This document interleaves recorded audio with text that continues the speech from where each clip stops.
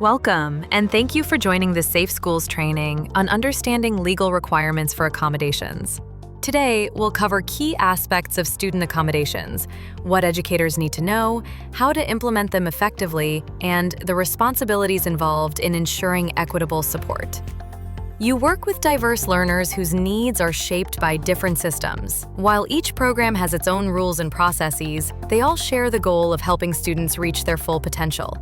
This session has three key goals: ensuring legal compliance, promoting equitable access to learning, improving documentation practices to support accountability. By the end of this training, you'll be ready to implement accommodations with confidence and clarity. Let's get started. Today's training focuses on how we support students with diverse learning needs and challenges. These supports come from various programs, including English Language Learner, ELL services, Section 504, IDEA, Gifted and Talented Education, and the Multi-Tiered System of Supports, MTSS. Some address language development, others provide accommodations for disabilities, academic advancement, or targeted interventions. Each program has specific rules, committees, and documentation requirements. Regardless of the process, the goal remains the same: ensuring all students can fully participate and succeed in their education. To support students well, we need to start with a clear definition of accommodations.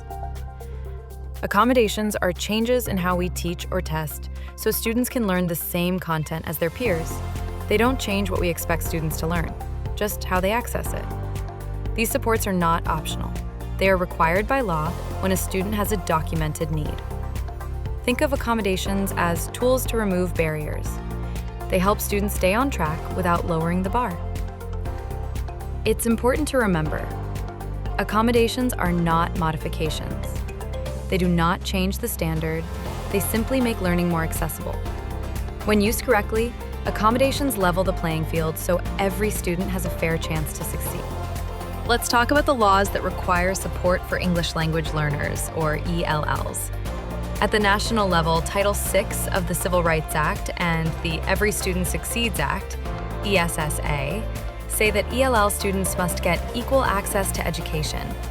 That means schools must provide the support these students need to learn English and succeed in the classroom. Here in Texas, the Language Proficiency Assessment Committee, LPAC, plays a key role in determining the supports for ELL students. The LPAC is responsible for determining how ELL students are placed, deciding what instruction and linguistic accommodations are needed, and documenting those accommodations for both instruction and testing. Why does this matter? Because using accommodations the right way helps students do better on TELPAS and STAR, and it keeps us in line with state and federal rules. Now let's talk about Section 504 of the Rehabilitation Act of 1973. This is a federal civil rights law that protects students with disabilities. Section 504 says that schools cannot discriminate against students who have a physical or mental impairment that limits one or more major life activities, like learning, seeing, walking, or concentrating. To make sure these students have equal access to learning, the school creates a 504 plan. This plan lists the accommodations the student must receive in the classroom and during testing. As teachers, we are responsible for reading and understanding each student's 504 plan, providing the accommodations exactly as written, documenting when and how those accommodations are used. One important reminder: not following a student's 504 plan is a civil rights violation. So, in short, know the plan, follow the plan, and keep track of how you support your student. Now let's turn our attention to students receiving special education services under IDEA. IDEA is the federal law that makes sure students with disabilities get the support they need to succeed in school. Under IDEA, students become eligible for special education services through an evaluation process. If they qualify, they receive an Individualized Education Plan, IEP, a personalized plan that lists their goals, services, and accommodations. In Texas, the ARD Committee is the team that creates the IEP. This includes parents, teachers, and specialists. The committee decides what the student needs to learn and succeed. The IEP is a legally binding document. That means teachers must follow it exactly as written, including all instructional and testing accommodations. Teachers are responsible for reviewing the IEP, using the listed accommodations every day, Documenting when and how supports are provided. If the IEP is not followed, the district may have to provide compensatory services, and it can lead to TA complaints, state monitoring, or even due process hearings. Bottom line, following the IEP is not just good practice, it's the law. Let's take a moment to discuss gifted and talented, or GT, students and how accommodations apply to their learning needs. While GT students do not typically require legal accommodations under federal laws like IDEA or Section 504, they do require differentiated instruction and advanced learning opportunities to stay engaged and challenged. Accommodations for GT students often come in the form of instructional strategies rather than legal mandates. These supports may be documented in a personalized learning plan, especially if your district uses one to guide GT services.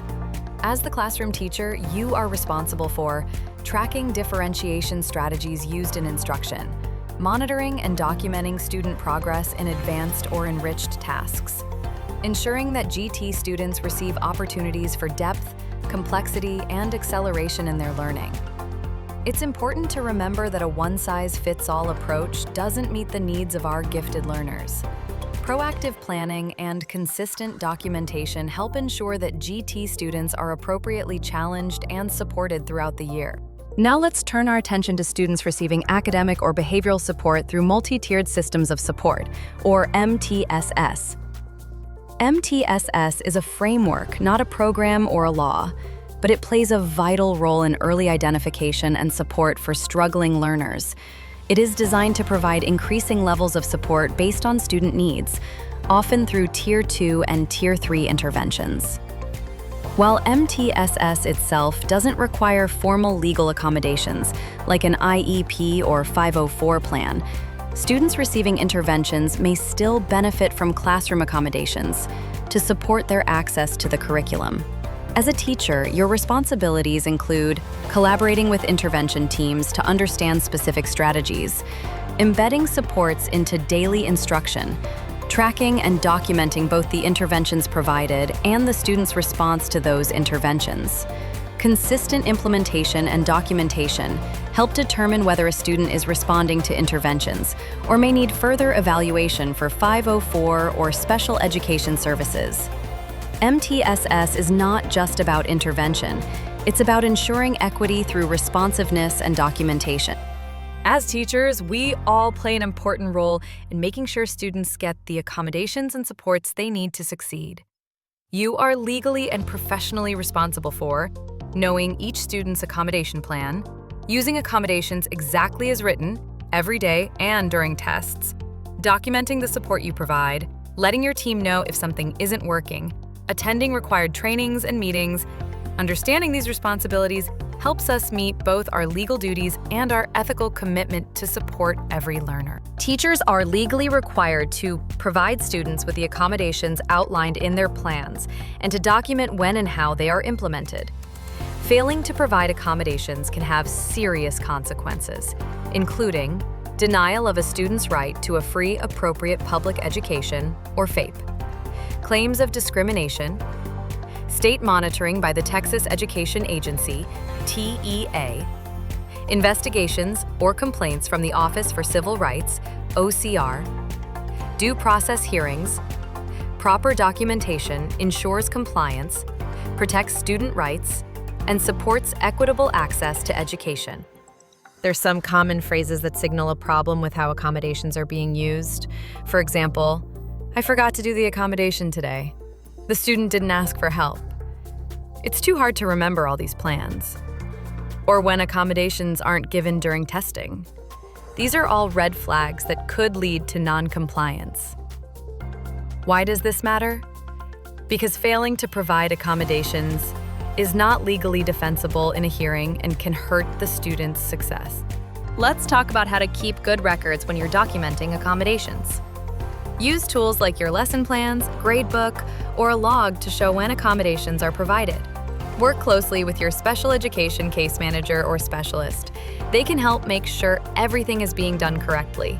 Keep track of how often accommodations are used and whether they're helping the student. If a student's needs change, don't make changes on your own. Let the ARD or 504 committee know. Good documentation supports the students and ensures we're following the law.